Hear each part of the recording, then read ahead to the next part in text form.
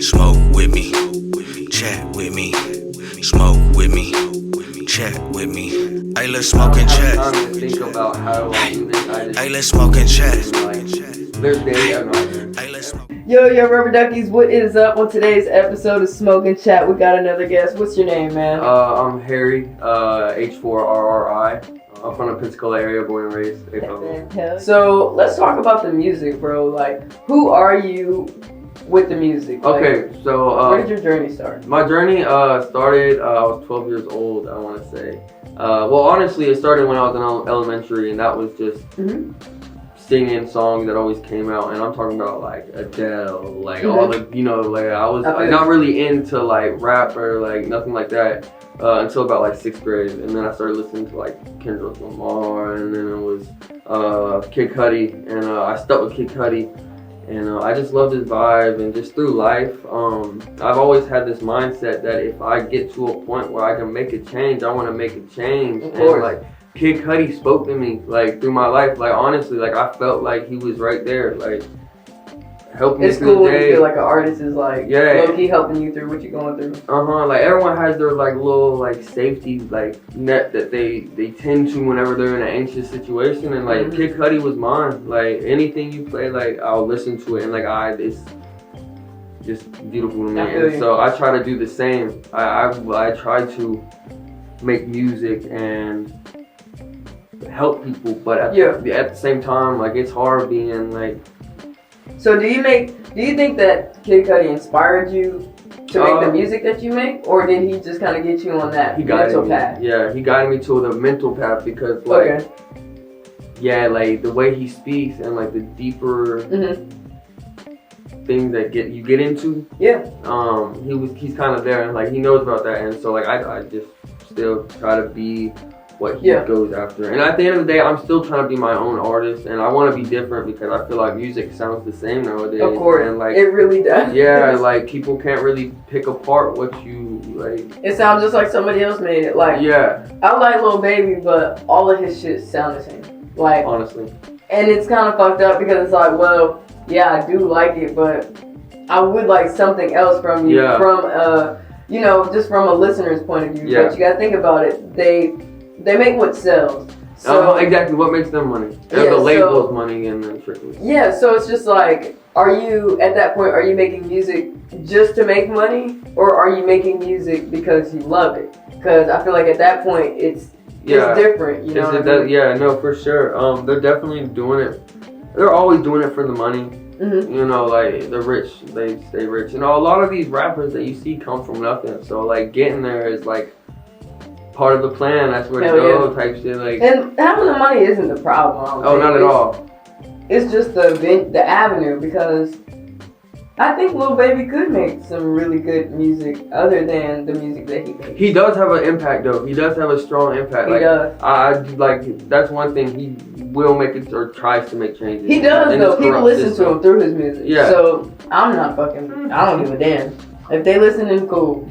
Exactly. At the end of the day, music to me is music. No matter what genre, no matter what it is at all, music is music. And like, I've had friends in my past life. Actually, the first person I ever recorded with, he like some dubstep kind of thing. No words were said, but like instruments said the words. It was weird. And like, music is music, bro. If it speaks to you, it speaks to you. If it makes you feel good, like if I go out there and start beating on the wall, that's still fucking music. Because there's somebody who's gonna like it. It's not like a definition of what the fuck music is. And I think that's where people get stuck. Is there's a lot of artists that aren't even artists yet. They don't make music. They just kind of think about it sometimes. Writing the little notes. And that's how I started actually like recording myself on a camera, like on my little iPhone 5C, I think, like just recording, like doing my thing. And that's how I started having a little free beat off YouTube on there. Just freestyling, no equipment, not even thinking about the bigger picture. Deal with it. It's dope. Like, but look to where you have grown, because now you're really thinking about, really putting your all into music. And it's just, imagine there could be somebody else, the next Kendrick Lamar, that doesn't even know he Kendrick Lamar, because this nigga think about playing football. So it's just, you gotta open your mind up and I guess give yourself a chance. Exactly. You had to invest, you know, that time and energy. I'm about to say I have full-time schooling at PSC, full-time work, and then also trying to make music and like music. So how do you manage that shit, man? I don't. I don't. I do, but I don't. Like, this is gonna sound weird, well, not weird, but like kind of like sad and shit. But like it's you just deal with it. It's no, like, you don't manage it. You just deal with it. That's kind of how it has to be, bro. I don't have time to think about how do I do this. I just do it, and like every day almost. I wake up and I'm like, I don't even want to do this shit. Don't want it. It's same old. I told you I just lost $600. You think I just woke up wanting to do smoking chat after that? You think I was just invested in the goddamn project? Not at all. Hell no. But at the end of the day, you know, I think it's that drive that we have. You know, we all want to make it. Exactly. And there's those couple of people who say they want to make it, but don't really put the effort into doing it. And look, I was stuck there. Yeah. Yeah. I'm about to say, and like 2-3 months ago, is whenever I really started kicking in gear with this music stuff. I bit the bullet because, you know, music is expensive, like the equipment to it. So I bit the bullet and I went to Guitar Center. I got my MIDI board, I got my interface, my mic, and I went home. I started trying to make beats, right? And then like, you know, there's just, it's deeper than just the auto, like you know, you gotta pay for everything on the like software. You gotta pay for everything. So it's like you sitting there putting more money into it and you getting this result. And basically now I'm just doing like music. Like I'm trying to put my all into it. Like I'm serious about it. Like from where I started 3 months ago, like not knowing really what to do. I didn't know how to work my software. I barely knew how to record on the track. Like it sounded horrible. Like when I say horrible, like it sounded horrible. But now you better. Oh yeah. You're back and you better, my nigga. Oh my gosh, back and better ever. You know, and I'm still going. That's the thing. Like the goal is to still learning. Yeah, and like the goal is to reach the peak. And like I know it's gonna take time, type deal, and that's the whole deal with it. Like I'm only 20 years old. I still got time. So man, I know you said you're only 20 years old. I wanted to know a little bit about your story before we get too much into the music part. Like, who are you and how did you become the man that you are today? Like, for sure. What the fuck you been through, nigga? So this is basically my parents. You know, like typical. Like, well, I thought it was typical. Like what a family, like a regular thing. Because you growing up, you're not thinking about the little things. You know, you're not thinking about the clothes. You're not thinking about the shit that you got going on. Because all you're dealing with is like. Beyblades. Yep. I fucking love Beyblades. Yeah, so Beyblades, you know, that's all you worried about. Beyblades, what was coming on, what you were eating for dinner, if it was some mac and cheese, like that's whenever, like that's what life was good. And then, you know, my parents got divorced and stuff, and like from there, I felt like life was trickling down, and I was so young, like so I was putting myself at a time when I was younger, thinking that like. I was going through stuff and that was nothing compared to what life had for me and my family. Like I don't want to say just me because I got 2 sisters, you know, and they're right with me. I have a younger one, I have an older one. And my older one had a kid when she was 16. Yeah. So, and like I love my niece to death.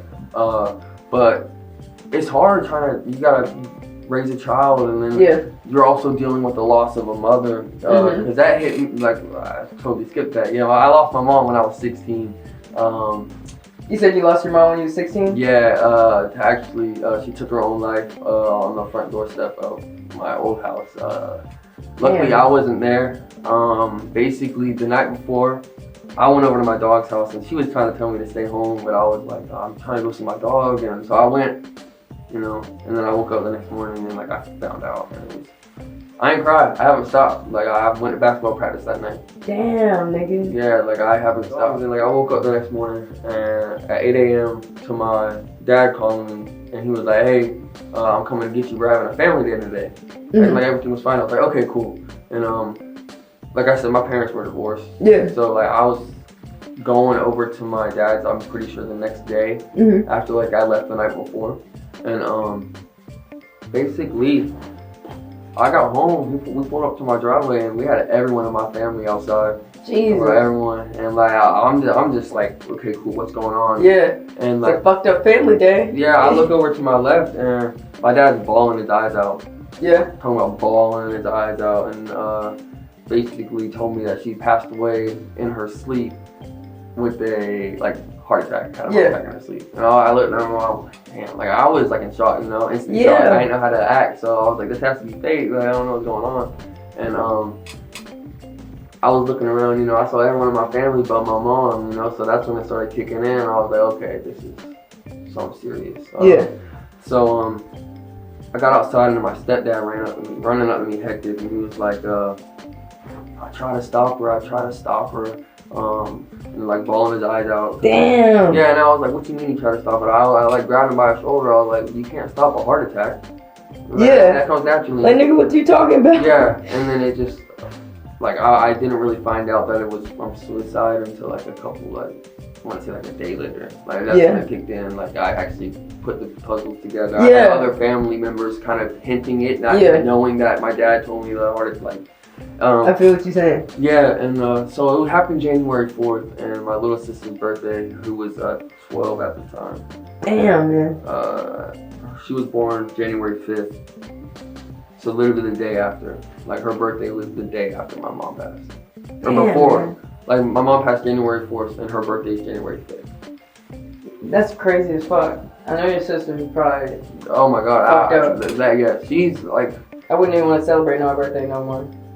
That's how it feels. Fuck my birthday, right? Mm-hmm. And that's how it is. And I love my little sister to death. Nah, I feel I will go through thick and thin for her in general. And anybody ever tries to I'm her. I'm supposed to be. So how do you think your mom's death played a role in who you are today? Okay. Because I know I asked you.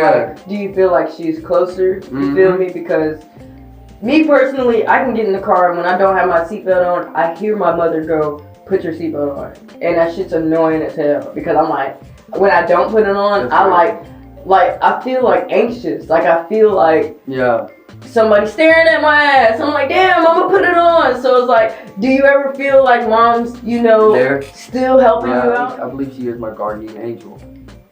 You got She's my guardian angel, and I lost my nana a year before I lost my mom, and that's what sent my mom, I'm pretty sure, down. That's crazy as shit, bro. Because when my mom's dad died, she had went fucking wild. And hold on. What were we saying? We were just saying how did she make you better? How did she get you to where you are? So actually, this is crazy.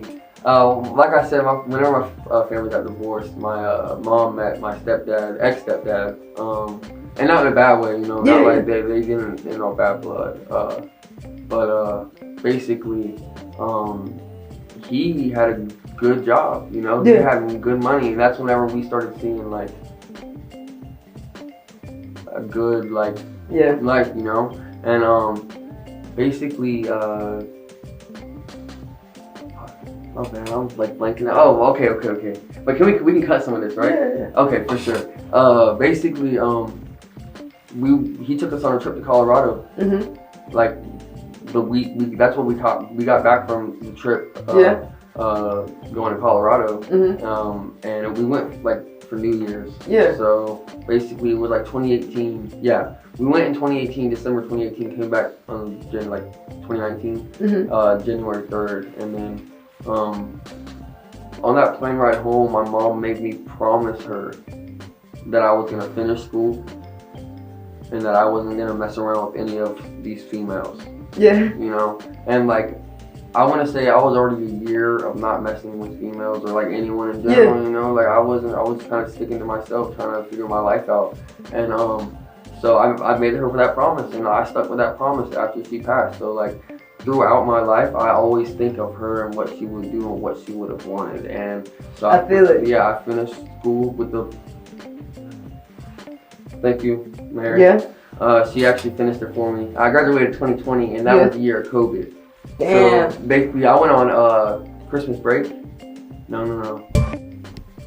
And that was my senior year. So my senior year was wrecked, but I switched to online school, and Mary finished it for me. like she did all of that work for me. Well, I went to work full time at Service Pro out in the bar, so I was driving an hour to work every day. I was 17, you know, I didn't really know what was going on. I didn't know what life was. Just trying to figure it out. Yeah, so basically I took 2 years off of school, and like now I'm going back to college because I know that's what she would have wanted. Mm-hmm. You know, I'm doing everything that she would have wanted, and I feel like the first year that she passed, she was around me a lot, because like I would have bugs, not just bugs, but like just other things like butterflies. Butterflies was that I'd always have butterflies come to me, and they would sit on me, they sit on my sisters. Bro, that's like, crazy, man. I had the same thing happen when my mom passed. Yeah. All these damn ladybugs. Ladybugs. I want to say a couple days before we even, or a couple days before the 1 year and like that date kind of deal. Mm-hmm. We ran into like one of her like best friends. Yeah. And she kind of was like an aunt to us. Yeah. And basically she was like, you know, the soul leaves Earth after a year. Mm-hmm. And like I never heard that in my life, and so kind of was weird because after that I actually had a dream for the very first time. Yeah. A couple days before the year. I'm talking about I went like a whole year. Everyone was always telling, oh, I had a dream. And I had the dream I had. It was crazy. It was basically we were in like, you know how Stranger Things, they have the upside down, which is kind of like everything but different. Yeah. Like they have that. So this is how that was. Basically, it was like hell. I picture us in hell, like in my dream, which is hella crazy. But basically, everything was burnt down. Everything was on fire. Everyone had a second person, like the movie Us. Yeah. You know, where like they had like regular people, and then those regular people had like twins of them that like were out to kill them. It was like that. It was like that movie. Damn. Yeah, and there was two of everybody, but they were all evil. What the heck? Every second person was evil. My sister had a second person evil. Yeah. But my mom, she was in the bed. Mm-hmm. There was no good side. It was only her, like her evil side. Mm-hmm. And it was like, it's, bro, like that shit, like. That shit, wow. Bro, it fucked me up, yeah. That would've fucked me up too. Yeah, like Sometimes I'll be like, God, you ain't gotta tell me everything. Like, you keep some shit a secret. Really? I really feel you on that shit. I kind of believe the same thing, but I feel like people leave Earth when it's their time. I feel like their souls leave when it's their time. So, my sister's house, she rents it from my aunt. But basically, this house, I'm pretty sure it's haunted. Like, it's been haunted since I was a kid. Like, yeah. And like, basically, we always smoke in the garage. Yeah. And we have a picture of my mom whenever she graduated her like nursing school, and it was sitting in the garage with us while we were smoking in the garage, and we had her picture like propped up watching us. And like my sister didn't like her watching us smoking, which my mom was 100%. Like she loved weed, like she was a pothead, but she also got her shit weird though. Yeah. So like we put it down. Well, they put it down, and we smoked, and then we didn't put it back up. We just walked away. Yeah. We went back inside. That bitch just started back up. Bro, what? We went out like an hour and a half later to go smoke again. 2 hours maybe. And sitting right back up. And no one noticed. Everyone was just chilling, and everyone felt like they had the presence of someone staring at them, and we look up. Staring, nigga. You know how you know somebody looking at you? Like, you be looking around like, what the fuck is it? Yes. It's crazy. I'm with your ass, bro. Oh my god, but yeah. Shit. So we totally got off topic with music.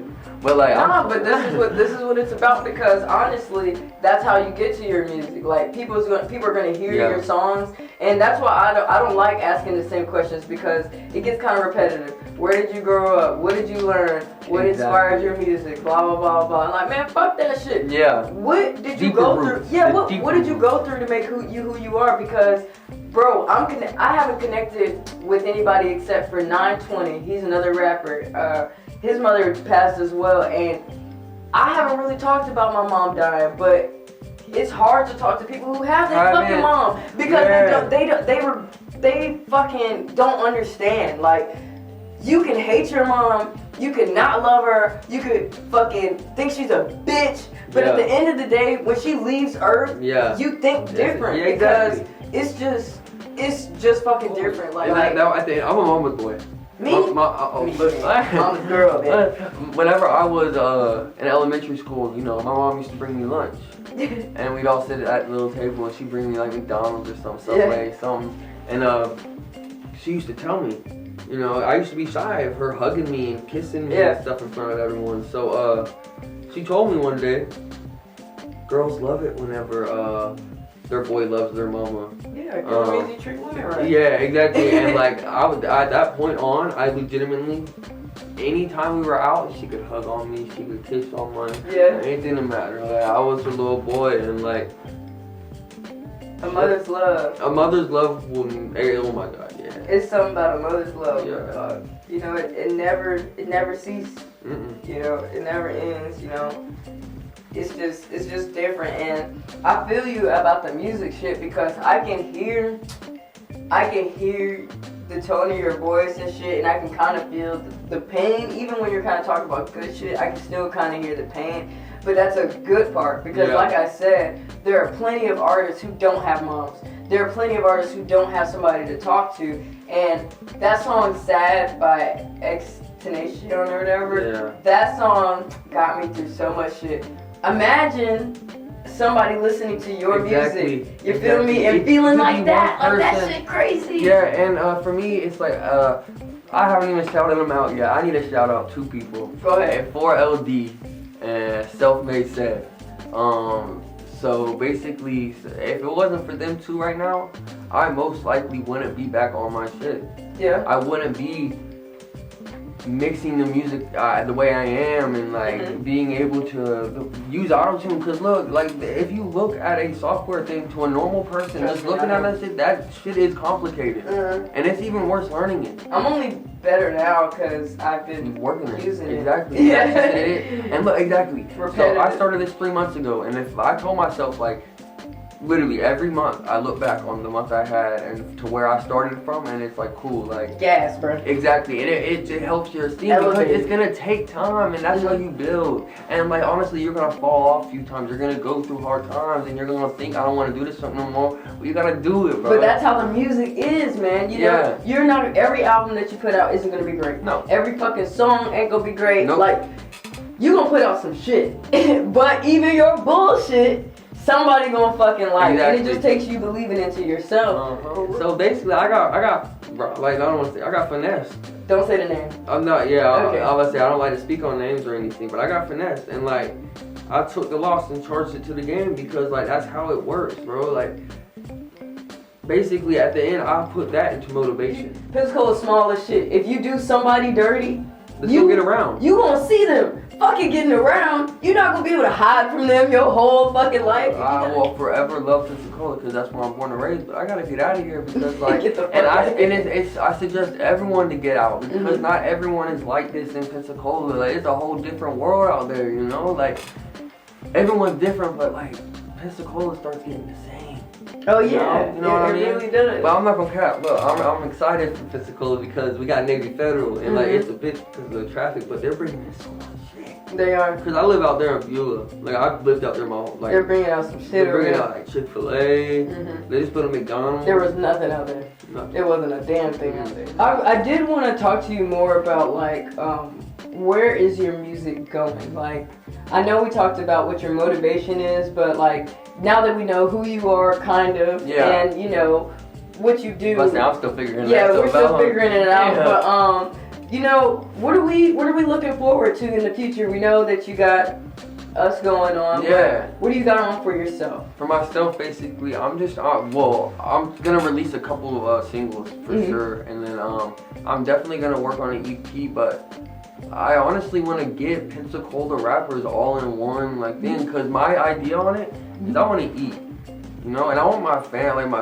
my brothers, like everyone to eat. And like I've talked to my dog Jake, like he's been through hard times with me. That was my dog since 6th grade, so like we about to be 10 years like type shit that we finna be friends, and we started off about to fight, and like really, we started off trying to fight each other over like some little female in the 6th grade though. Like it was something. That's funny as hell. And now we're like, that's my dog. I'll never do anything to hurt him, and I know he wouldn't never do anything to hurt me, and that's just. But the thing, and I want to tell you this right now, don't you get your feelings hurt in Pensacola. There's been people here before me that have been telling me, stop trying to get these niggas together because nobody's going to work together. And honestly, I've seen, let me just tell you this. So, everybody's trying to throw separate shows. Like, instead of everybody, all the hosts just coming together and being like, you know what, I'm going to invest my $1,500, you invest your $1,500, let's throw the biggest shit, not just for the hood, but for the city of Pensacola. Like, we could all break bread so big, but the thing is, nobody wants to do that. So, instead of trying to make people do that, what I've thought about is taking the people who are willing, who are already willing, and we can just go ahead. But instead of trying to include Pensacola, you gotta include just people, like, because there are some people I know in Baltimore. Okay, I see what you mean. Because I'm from Baltimore. I mean, I'm from Maryland, so I got some people from Baltimore who would want to work with you. But you know, it's not just gonna be like, oh, we Pensacolians. Like, nah, nigga, we're just musicians and we just help everybody underground. You feel me? So we're gonna do a part 2 to your interview, just because I want the first part to be, you know, really us getting to know you. Yeah, for sure. And then the second part can be really more focused towards your music and shit. Alright, bro, so go ahead and tell us, what do we have to look forward to in our part 2? For sure. So, part 2, I mean, you're gonna hear a different array of music. Basically, like, I don't stick with, well, I guess I do stick with one genre as of right now, but, like, I have so many unreleased, unfinished music that's just different, and that's what I go for, and that's what, like, people that I surround myself with go for, because, like, that's what I want. So, like, I feel you. Yeah, you got like some different stuff coming. I know you had mentioned that you can do like rock or you can do a lot of shit. Like, exactly, I can do almost anything, and so can you. Like, you can do almost, like, everyone can do anything. Like, I think that's the thing, is that people don't want to venture out. Oh, before we end, I did want to ask you one question that is really important to me. Do you prefer writing or freestyling? Like, do you punch in and punch out? That's dope. To say freestyling is actually what I did. Yeah. I started writing a few months ago. Really? Yeah. For the wintertime song, I wrote that. Everything else though prior is all freestyle, and that's just how I've been, because I can't sit there and think, you know, right? I mean, I can, but it's like I can't. Like, I'd rather just have emotions come out. That's so crazy, because like I'm 100% opposite. Like, I could spit something that rhymed on the mic, but like, I can make something sound so intricate if I can listen to it over and over, like, and then I do a lot of beat changes too, so like, I might switch up I might switch up my flow a lot. Yeah. So if I'm freestyling, it's hard for me to do that. Oh no, you know, because I'm like thinking in one way, but so I applaud the people who can freestyle, because you're just doing it. You're not fucking. You're not sitting there thinking like type shit. And like, I actually freestyle like to the point where like people are like, "Did you write this?" Yeah. You know what I mean? But it's that's good. Yeah, exactly. But it's also been like years and years of just doing it. You know? Yeah. It's not like perfecting your craft type shit. Yeah. It's not just like me just saying like, "Oh yeah, I feel you." Bombing this shit. No, I literally went years and years and years. Like, when I say since I was 12, like, I'm dead ass since I was 12, like, freestyling and whatnot. Yeah, that's cool as shit though, man. That you're really in tune with it, and that you really practice your craft. You feel me? Because that's really what you have to do to get better. Like, those pictures that I showed you that I was editing and shit, man. Like, I have just now kind of perfected my color grade and my, like, you know, making sure that I can, because my pictures were looking really flat to me. So I was trying to like put my own stamp on it, like, how the fuck do I make this look good? Yeah. So it's really just about working. You gotta do the same thing with your music. You gotta take time. Exactly. It's not gonna happen overnight, and I think that's where a lot of rappers fall off, because there's so many rappers in the game that it's not even about whether you're good or not. Exactly. It's about who can stay the longest. Because and it's about who can stay in the eyes the longest. Because you could be a trash ass rapper, but if you got the visuals, if you got the fucking drill beat that everybody fucking likes, and if you just mumble so that we can't really hear you, swear to God, you'll make millions. Yeah. And it's really all your producer. Your producer did that. Exactly. Like, I don't know why you're famous, but your producer should be making all the money that you got. Yeah, and so like I don't know, I also do that. Yeah. I produce. You feel what I'm saying? At the same time, like y'all can hit me up. Like I'm gonna just have like basically my Instagrams. I'm basically started like a new music page for myself. Okay. Shout it out real quick. Yeah, it's The Real Harry.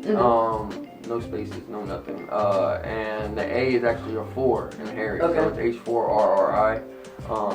And yeah, so I have honestly not really been using it. Yeah. I still have my main account that I use, which that one is. But that's why you working with me. Exactly. I'm gonna get that account. Exactly. We'll be working. For sure. But basically, yeah, hit me on that, and we can for sure work. Like if you're an artist trying to get into music and you don't know where to start or how to go, because no one around you is really into it or has the same mindset, because they're always putting the idea down.